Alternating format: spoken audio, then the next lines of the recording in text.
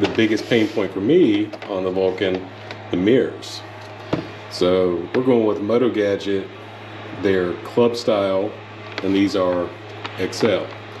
So the clubs, they come in different styles. They have a classic, which is kind of just a round disc. The club has that kind of signature club shape to it, somewhat pear-shaped, I guess. They have a sport, which also pear-shaped, but angular on each side, and then race mirrors.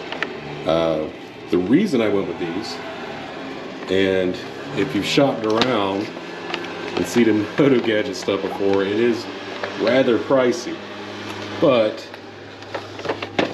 I believe in two things. One, usually you get what you pay for, and two, buy once, cry once.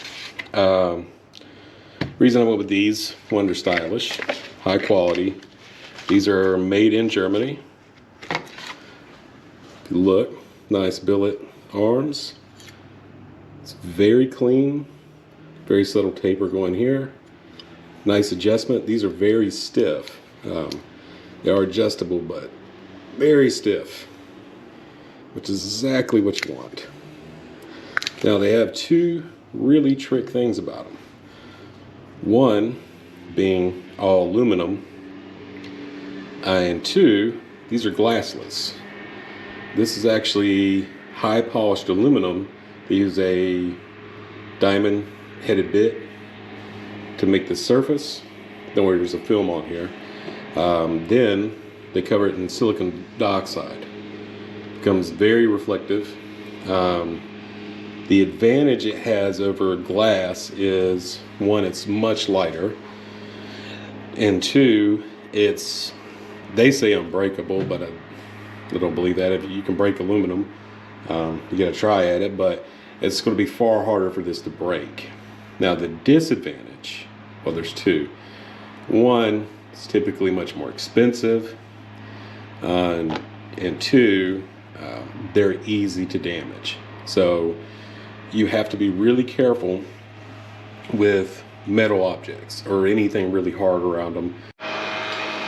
So we'll start with the right hand side of the bike. So all you have to do is this rubber boot here.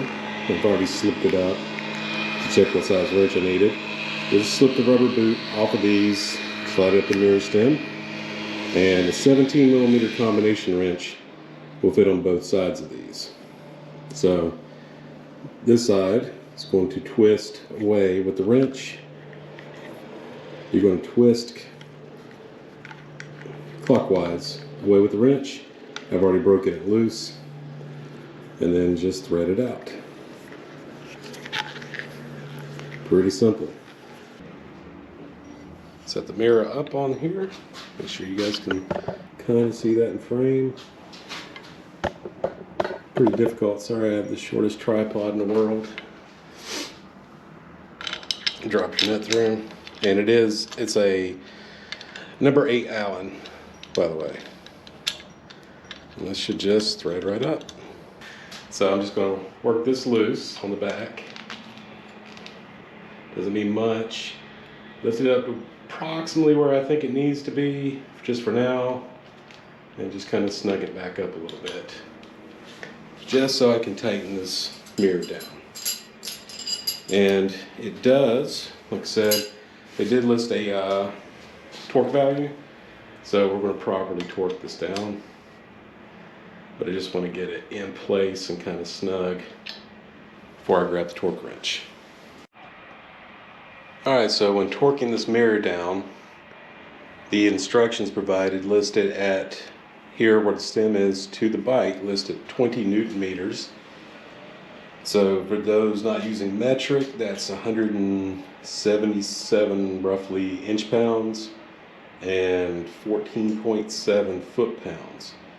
That's kind of a rough one because a lot of inch pound torque wrenches actually top out there, and that's lower than a lot of your big box store kind of torque wrenches will do in foot pounds.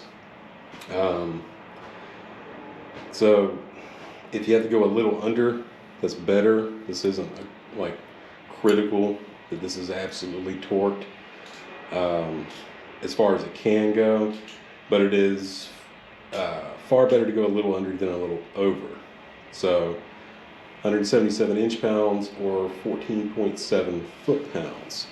Now for this screw, it's used the adjustment of the armature here. That is rated at 8 Newton meters. So you're not likely to have a foot-pound torque wrench that's going to register that, but that's 70 inch-pounds. It's actually 70.88 something, so it's 70, 71, either one should be fine. So I'll torque this down, get the other one installed, and we'll take a look at them.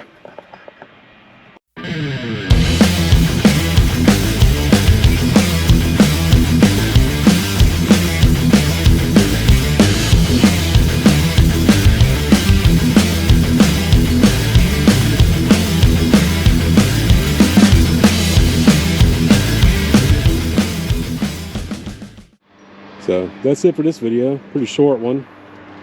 Hope you liked the video. If you did, please like and subscribe. Thanks for watching.